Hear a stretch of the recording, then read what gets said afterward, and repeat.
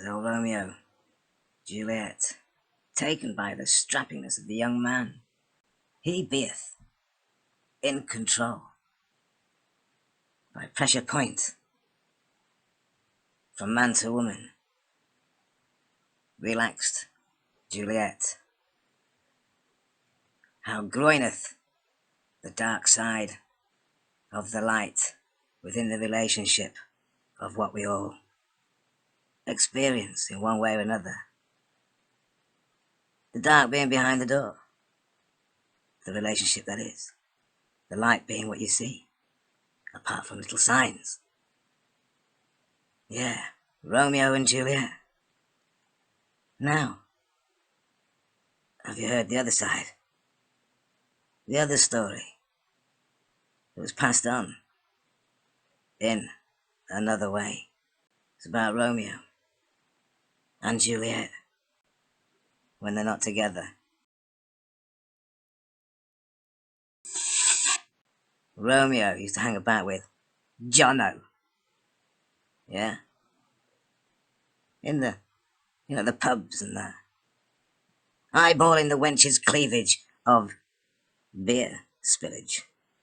Typical, you would say, the angle of the male groin, de gate, de pussy, le fanoir, de la baguette, io.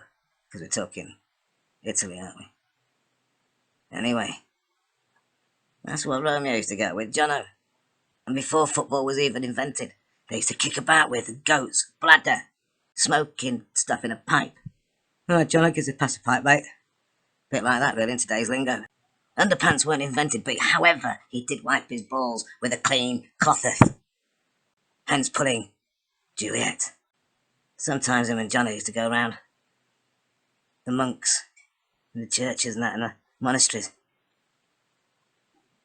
And from a distance, they used to lift up their ruler and try and work out who had the biggest radius, bald head, while smoking their shit.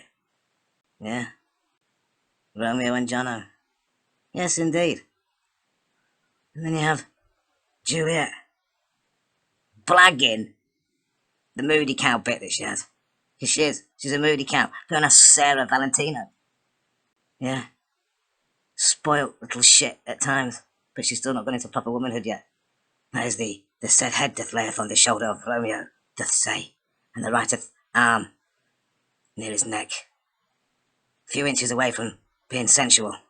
Oh, it basically, right, yeah, it's instead of having it on a plate, you've just got to use a napkin. Romeo and Juliet on the balcony. He went there more than once, you know. Do you know what I mean? He went there numerous times. And I'll tell you something as well. Yeah, he's a bit of a bugger, right? Because they weren't actually married or anything like that. And in that area there, one of his, the birds that he was seeing, used to sit down there and give him a blowy. And she knew fuck all about it. There's her bloody mate, Sarah Valentino.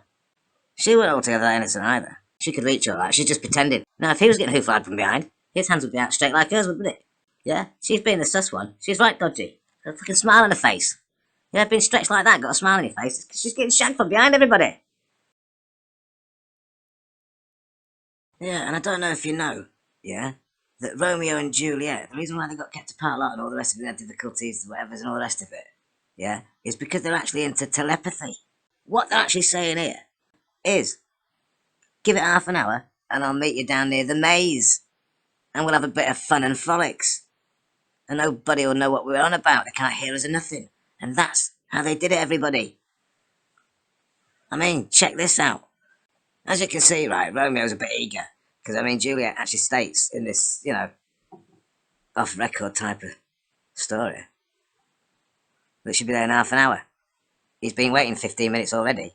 And it's only 25 past the hour. Yeah? Gagging for he is. That's all he was, gagging for, and so was she. And this is what they did, everybody.